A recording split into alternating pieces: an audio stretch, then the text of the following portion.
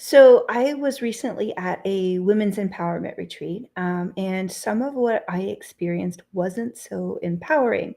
And so I thought maybe I could share some of what I experienced and just kind of discuss like maybe how we can show up differently for each other. Um, it's interesting because part of the initial thing I started to feel was there was the primary facilitator and then there was her partner. And there were points where she would ask her partner to facilitate certain portions, and then it became like this power struggle. It was like the main facilitator would correct her. She would start to interject. It was like they were talking over each other. It was like this power struggle, and it was interesting to watch, and it was actually like I could feel it activating my nervous system, because I when I saw the assistant or her partner, I saw her as this loving being, and I think sometimes when we have this desire for things to be perfect, or we have certain expectations about the way it's supposed to look, then we can inadvertently step on people, in our effort to correct it, to make it like we want it to look.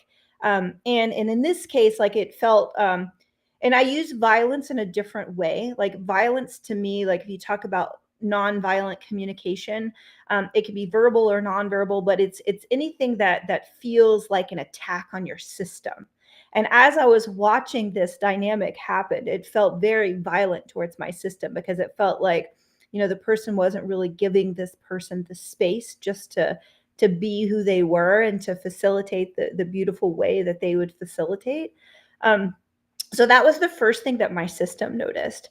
And then, day two, we're sitting at lunch, and I'm sitting with the main facilitator, and she tells me that I talk too much and that I need to learn to listen more, which I found very shocking because I think that's one thing that I'm very conscious about, especially, having been in the military as a woman for 25 years. Like I'm very conscious about, giving those voices that aren't heard space. It's called centering. So it's basically like there are going to be stronger voices, and I think like as I've stepped more into my power and I've stepped more into my voice, I'm very conscious about people in this space who maybe are more shy or they haven't stepped fully into their power. And so centering is really offering those people a space where they can step up, and they're encouraged to step up and to step into their power. And that's generally something a facilitator would do, but as a participant, I found myself kind of stepping back and going, okay, so they're not being encouraged to step up. Do I hold back? Do I step forward? Do I maybe break the ice? But it was interesting to me because that's a very conscious thing that I am focused on, is centering voices that maybe haven't stepped into their power, to encourage them to step into their power. And so it was interesting to hear that from her, but it was also, again, very violent to my system, because unsolicited advice, if anybody has ever been the recipient of unsolicited advice, it's very violent to your system. It's like a boundary crossing, like people stepping in to give you advice, tell you how you should do things, completely uninvited. And so that can be very violent to our systems because it is a boundary crossing. You're coming into a place where you're uninvited. And even though I was at this retreat, that wasn't an open invitation for advice giving.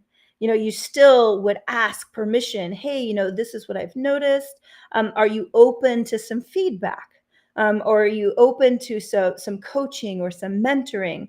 And this is a very loving way to invite someone into a space with you. Um, and it's interesting because as I started to explain to the facilitator, yeah, I spent 25 years in the military. I didn't have a voice, and now as I'm stepping into my voice, like I'm actually very conscious about how I show up and how much space I take up, and all of this. And she just kept going, with, yeah, you need to talk less, to listen more, which in general I think is very good advice. but it felt very violent to my system.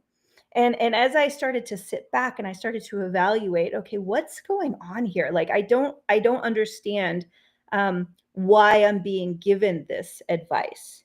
And I even had asked a couple of the other participants, hey, how do you perceive me? I want feedback. Like, do you think that I'm talking too much? Do you think that I'm taking up too much space? And the feedback that I got, which hopefully was honest feedback, was no, I think you're very balanced. Like you offer valuable contributions, but you also step back and listen, which is optimally where you want to be. And then I started to go, okay, what's going on here? And I had noticed some other situations where we would be talking about, because in this space there are obviously a number of people doing this work. And I noticed that as we were sitting in the hot tub, or we were just like at meals or whatever, whenever what I would call competitors would come up, even if it was something that this person brought up, they would get very defensive and they would shut it down or they'd walk away. And so I started to ask myself, okay, is this the dynamic that's playing into this unsolicited feedback? And honestly, I'll never know. But what it got me to thinking about, there's this wonderful, wonderful book, and it's called, what's it called? Woman's Inhumanity to Woman. And what it talks about is internalized sexism.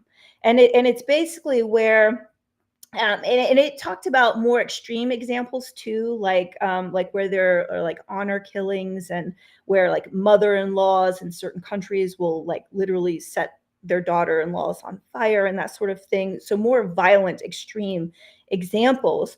But it also talks about this internalized sexism, and how sometimes when you've been part of this system where you've been the victim of sexism, you start to internalize it. You start to believe that that's the way the world should be.